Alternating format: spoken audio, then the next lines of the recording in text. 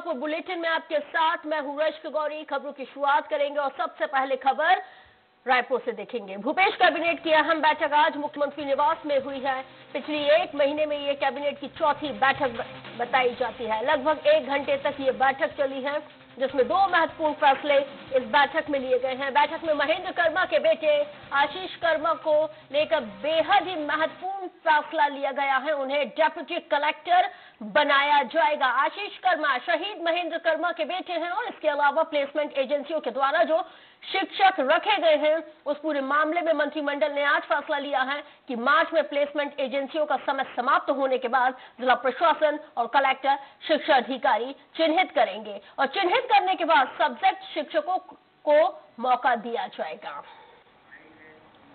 Placement एजेंसियों के द्वारा जो शिक्षक रखे गए हैं, सारे शिक्षक तो छत्तीसगढ़ के हैं, लेकिन एजेंसियां उनको कल विधानसभा में मामला आया था कि पूरा पैसा देती नहीं, तो मंत्रिमंडल ने आज निर्णय लिया कि मार्च में प्लेसमेंट एजेंसी के एग्रीमेंट का समय समाप्त हो रहा है, तो उसके बाद हमारी डिस्ट्रिक्ट अथॉरिटी, कलेक्टर और जिला शिक्षा अधिकारी उनको चिन्हित करेंगे और प्रदेश में उन्हीं शिक्षकों को, चूंकि वो सब्जेक्ट शिक्षक हैं, उनको अवसर दिया जाएगा।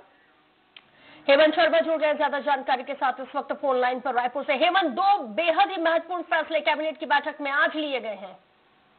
देखिए, निश्चित तौर पर रश्क काफी महत्वपूर्ण फैसले इसमें लिए गए हैं और अगर कैबिनेट बैठक की बात की जाए तो 1 महीने में चौथी बैठक हुई थी। आज मुख्यमंत्री निवास में बैठक हुई है और इसमें सभी जो मंत्री हैं वो मौजूद थे और इसमें लगभग 1 घंटा यह बैठक चला और उसके बाद 2 महत्वपूर्ण फैसले लिए गए।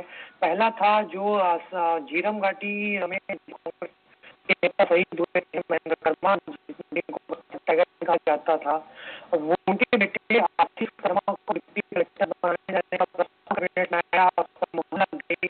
अब उनको डिप्टी कलेक्टर बनाया जाएगा। इसके अलावा इसमें एक और महत्वपूर्ण जो फैसला है, उसको प्लेसमेंट जो एजेंसियां हैं, जो शिक्षक उनके काम कर रहे हैं, उनको जब समय समाप्त का होगा तो ऐसे जो सब्जेक्ट टीचर हैं उनको जिला शिक्षा अधिकारी, कलेक्टर उनके चिन्हित करेंगे और वैसे लोगों को रखा जाएगा। तो महत्वपूर्ण फैसले हैं और इसमें देखा जाए तो जो आशीष कर्मा है वो महेंद्र कर्मा के बेटे थे, इसलिए उनको डिप्टी कलेक्टर बनाया गया है, क्योंकि सरकार ने भी माना है कि महेंद्र कर्मा बस्तर टाइगर थे और उन्होंने नक्सलियों के खिलाफ लड़ाई लड़ी, तो वो शहीद भी हैं, तो इसके हिसाब से उनको उनके बेटे को ये डिप्टी कलेक्टर बनाया जाता है। इसको लेकर प्रस्ताव भी कुछ दिन पहले जो पिछली कैबिनेट है उसमें आया था, लेकिन प्रस्ताव पर मुहर नहीं लग पाई थी और आज जाकर उस पर मुहर लगी। हालांकि इस मामले को लेकर बीजेपी अब कांग्रेस पर, सरकार पर निशाना साध रही है और कह रही है कि अगर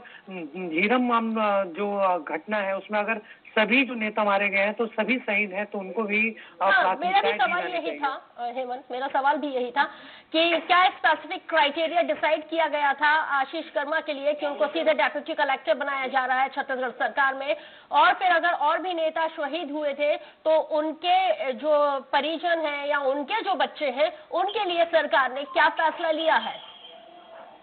देखिए, इस फैसले के बाद सरकार पर प्रश्न चिन्ह इसलिए खड़ा हो रहा है क्योंकि झीरम घाटी का जो हमला था उसमें महेंद्र कर्मा के साथ ऐसे और कई नेता थे जिनकी मौत हुई थी। उनमें विद्याचरण शुक्ल शामिल थे, उनमें नंद कुमार पटेल शामिल थे। इसके अलावा कई ऐसे नेता थे जिनका भले ही बड़ा नाम ना हो, लेकिन कांग्रेस न केवल नेता बल्कि अगर हम पुलिस डिपार्टमेंट की बात करते हैं तो जो सुरक्षा में उस वक्त जितने भी पुलिसकर्मी लगे हुए थे उनकी भी उनकी भी मौत इस पूरे झीरम घाटी कांड के दौरान हुई थी। उनके बच्चों के लिए भी क्या यहाँ पे सरकार ने सोचा है?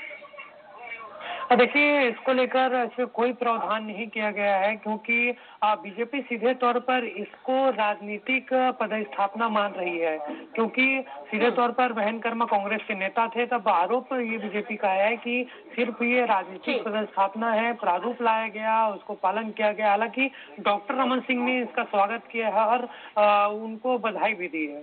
बहुत शुक्रिया तमाम जानकारी के लिए। तो एक यहाँ पर सकारात्मक जस्टर पूर्व मुख्यमंत्री डॉक्टर रमन सिंह ने भी बताया है, जिस तरह से आज कैबिनेट की बैठक हुई और कैबिनेट की बैठक में दो बेहद ही महत्वपूर्ण फैसले लिए गए हैं, जिनको प्लेसमेंट एजेंसियों के द्वारा जिन शिक्षकों की भर्ती हुई थी उनके मुतालिक फैसला लिया गया और दूसरा आशीष कर्मा के लिए फैसला लिया गया है कि उनको छत्तीसगढ़ सरकार में डिप्टी कलेक्टर बनाया जाएगा। और इस भले ही बीजेपी इस पर मुखर होकर आरोप प्रत्यारोप करने लगी हो, लेकिन यहाँ पे पूर्व मुख्यमंत्री डॉक्टर रमन सिंह ने इस फैसले का स्वागत किया है।